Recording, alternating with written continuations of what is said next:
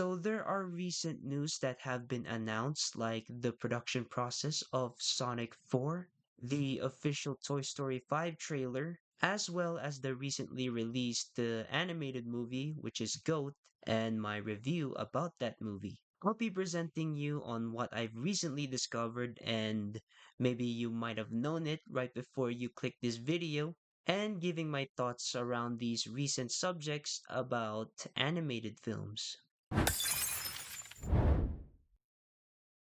So, what I'm about to propose today are three animation films that are in trend right now. Goat, which was released recently, Toy Story 5, that released a trailer, Sonic the Hedgehog 4, that announced a new cast member, and some additional info to future works that are currently ongoing. Starting off with my movie review of Goat. So, GOAT is an animated sports film by Sony Pictures, who animated K-pop Demon Hunters and the Miles Morales Spider-Man films.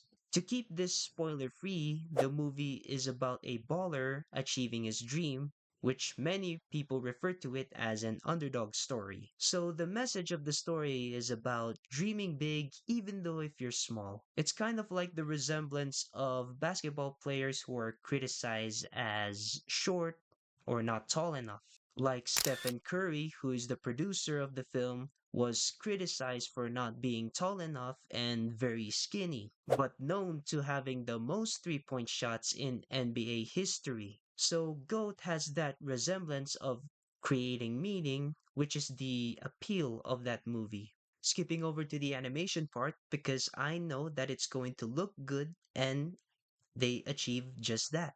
But I will be telling my concerns experiencing the film. The experience was okay, but I find that the movie can get passive when it comes to the main character's development and how it elevates after active scenes. The rising action to the climax is where I find it very long, and it didn't do its best to make it interesting or maybe just a little hype to it. So the less interesting parts may depend on how informative it can get and entertaining at the same time. And if I were to visualize it from how it goes, the story will start off with a quick shift, and as it rises up, you will go slow.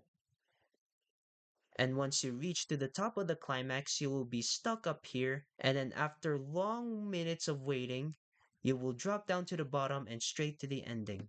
So in conclusion, the movie had an effective meaning and message. The visuals and animation was impressionable as always, but there can be some parts that may feel too long or not caught up to your attention.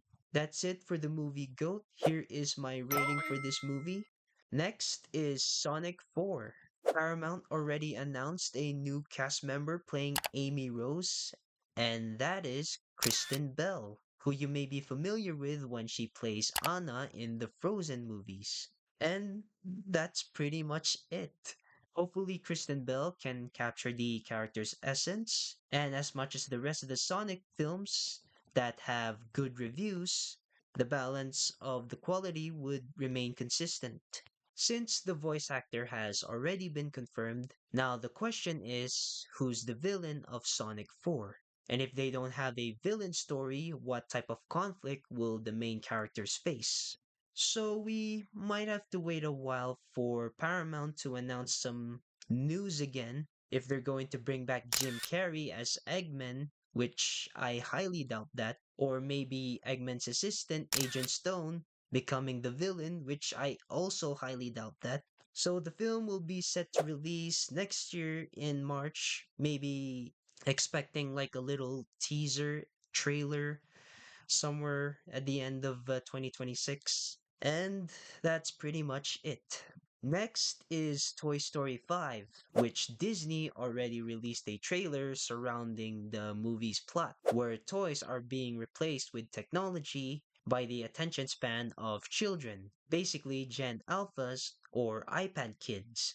The idea behind it was convincing as it resonates with today's generation, but it has caught my attention that the movie is going to focus on technology rather than the subject matter of toys. Technology with kids is a very strong topic and a good conflict as well. But if you take a look at the four Toy Story films, as it subjects toys as an appeal, the topic mainly focuses on wanting to get played, being unwanted, toys getting replaced by new ones, kids growing up, and it's all just toys having conflict with other toys, and endings that ends with toys defeating the villainous toys. So my preconceptions about toys and technology going together would sound like an easy win. Toys dominating technology wouldn't sound like it can lead to an effective conclusion, but a misconception behind its meaning.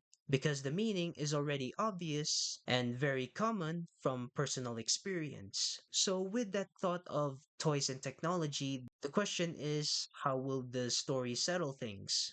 Maybe a fair conclusion of toys and technology, or maybe a conclusion that is accepted by fate. Whatever it may be, hopefully it can be answered once the movie is released. So the movie will be set to release in June 19. Expectations of this movie was exceptional. They have a topic that is very objective, and the animation once again is good. But with the analysis that I have provided, that can make things a little concerning to how it's presented. And that's it for Toy Story 5. And before I forget, there are some info that I also discovered, like the live action Tangled that has confirmed the castings and the production details. The original cast will play different roles while the new cast will play leading roles. And also the movie Iron Lung, which is released in my local theater. So after I've watched the movie, I will give my rating and my review about it and analyze why the movie received mixed reviews and are they true. Kind of off topic, but I just want to let you know. And with that, I guess the video ends here. Thank you for sticking around to watch this video from start to finish. If you find this video informative, then consider liking and subscribe for more movie related videos. See you in another video. Have a blessed day.